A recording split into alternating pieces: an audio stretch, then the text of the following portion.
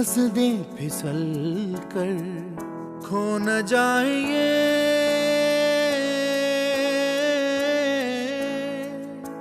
तारे जमीन पर।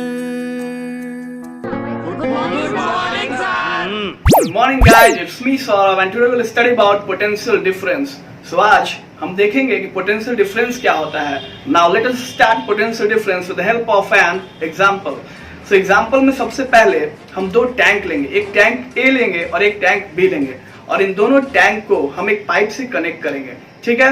Now ये दोनों टैंक जो होगा वो दोनों आइडेंटिकल होगा और दोनों टैंक में वाटर लेवल जो होगा सबसे पहले सेम होगा.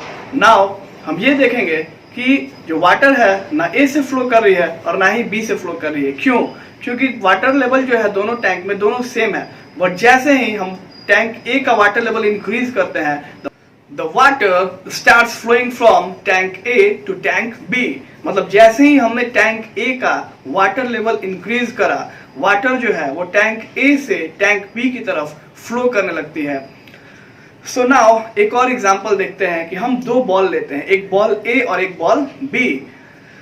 बॉल ए का जो टेम्परेचर है सपोज करते हैं कि वो 60 डिग्री सेल्सियस है और बॉल बी का जो टेम्परेचर है वो 20 डिग्री सेल्सियस है.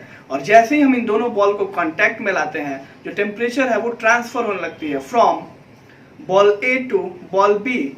और लास्टली हमें ये पता चलता है कि anything gets transferred from higher level to lower level. कोई भी चीज जो है वो हायर लेवल से लोअर लेवल की तरफ ट्रांसफर होती है.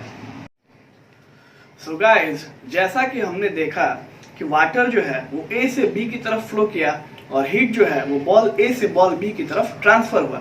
इट मीन्स दैट किसी भी चीज को फ्लो कराने के लिए या फिर ट्रांसफर कराने के लिए हमें चाहिए डिफरेंस. तो वाटर फ्लो किया लेवल डिफरेंस की वजह से और हीट ट्रांसफर हुआ हीट डिफरेंस की वजह से. So difference creates the flow of anything. Now what happens in the case of electricity? Electric. So now अब हम लेते हैं एक मेटेलिक वायर. अब इस वायर में भी हमें डिफरेंस क्रिएट करना होगा. सो डिफरेंस क्रिएट हम करेंगे चार्जेस के बीच में, इलेक्ट्रॉन्स के बीच में, जिसमें कि एक तरफ जो होगा वो इलेक्ट्रॉन्स ज्यादा होगा और एक तरफ इलेक्ट्रॉन्स कम होगा और तभी जाके वो हायर लेवल से लोअर लेवल की तरफ फ्लो करेगा. और जैसे ही इलेक्ट्रॉन फ्लो करेगा हमें मिलेगा करंट. तो इसी डिफरेंस को क्रिएट करने के लिए हमें एक सोर्स चाहिए और उस सोर्स का नाम है, वो सोर्स क्या है? बैटरी या फिर सेल. अब हम एक बैटरी और सेल के बारे में देखते हैं कि इस बैटरी में दो टर्मिनल होता है, एक नेगेटिव टर्मिनल और एक पॉजिटिव टर्मिनल.